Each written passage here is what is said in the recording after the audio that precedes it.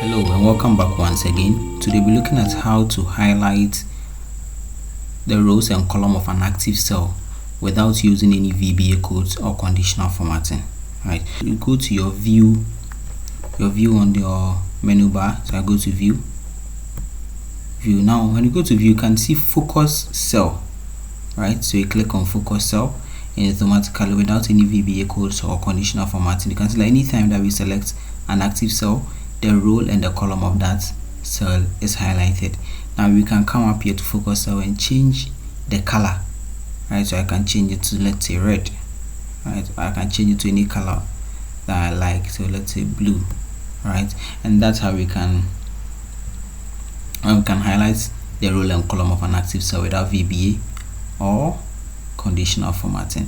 Thank you very much today and see you next time.